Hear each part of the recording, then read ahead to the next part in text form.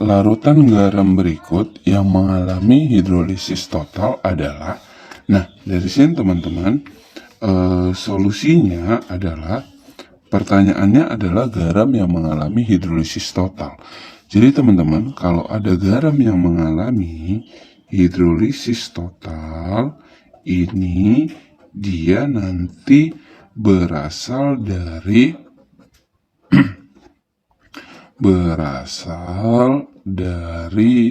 asam lemah. Jadi berasal dari asam lemah dan juga basa lemah. Jadi kedua-duanya itu teman-teman bersifat lemah. Nah, dari sini berarti kita cek CH3 COONA. Ini kalau kita ionisasikan CH3 COO- tambah Na pos.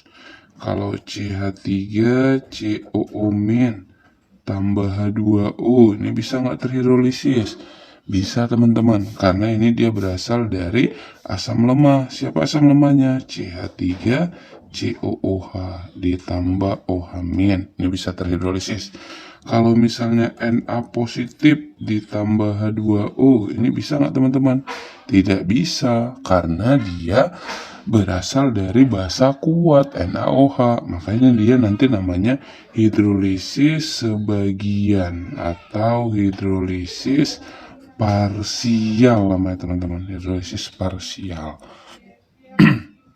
Nah, kita cek lagi yang B ya teman-teman. Jadi ada KCN. Jadi kalau KCN ionisasi Kpos tambah Cn-. Nah, kalau dia Kpos ditambah H2O, bisa atau nggak terhidrolisis? Tidak bisa. Kenapa? Karena dia berasal dari basa kuat. Siapa basa kuatnya? KOH. Sedangkan Cn- kalau ditambah H2O, bisa nggak? Bisa, karena dia berasal dari asam lemah. Siapa asam lemahnya?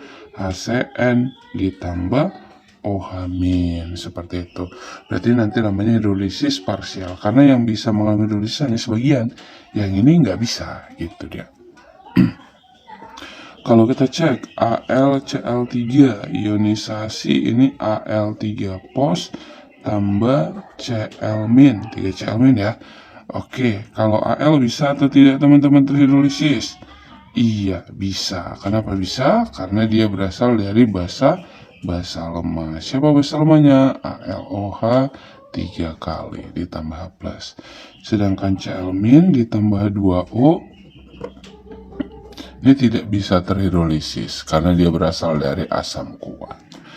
Berikutnya Fe2SO4 3 kali. Ini ionisasi Fe3 pos tambah SO4 2-. Nah, Fe3 pos ini bisa terhidrolisis karena dia berasal dari basa lemah, yaitu FeOH 3 kali ditambah H pos. Sedangkan SO4 2-nya ini tidak bisa terhidrolisis. Kenapa? Karena dia berasal dari asam kuat.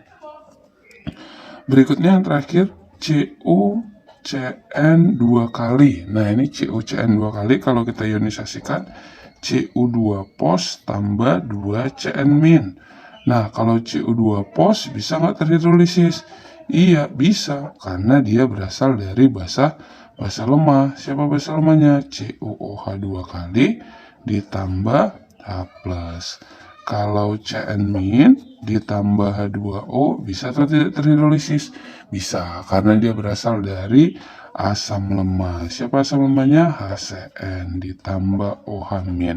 Nah, ini artinya dia mengalami hidrolisis sempurna atau hidrolisis total. Kenapa dikatakan hidrolisis total? Karena kedua-duanya bisa mengalami hidrolisis. Kalau ini kan ini bisa, ini enggak. Ini bisa, ini enggak. Ini bisa, ini enggak. Ini bisa, ini enggak. Itu namanya hidrolisis parsial.